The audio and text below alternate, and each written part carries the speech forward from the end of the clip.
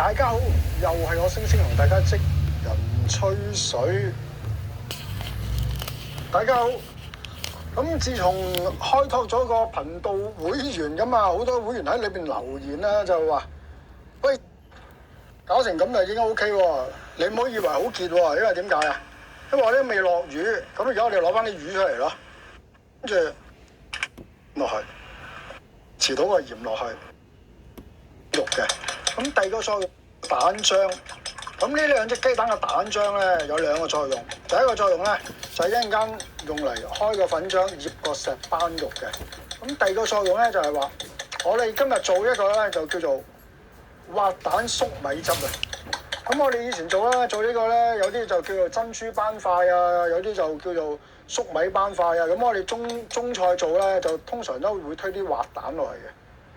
而家開始就教個醃料，我呢度約莫有300 gram 咁上下啦。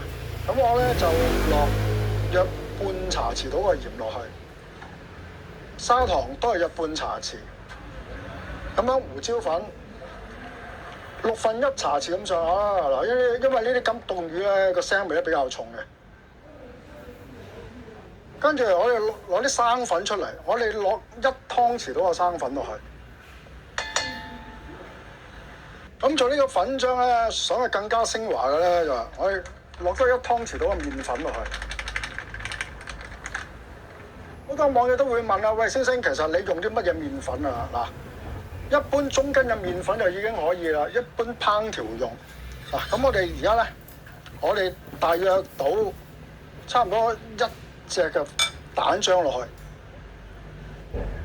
嗱，跟住我哋將所有嘅蛋漿、麵粉啊咁啊搞成一個糊狀嘅，跟住落去。嗱，因為呢啲咁凍魚咧個腥味咧比較重嘅。跟住我哋攞咁樣糊塊啊，咁我哋中菜做咧就通常都會推啲滑蛋落去嘅。而家開始就教個醃料，我呢度約莫米斑塊啊，咁我哋中菜。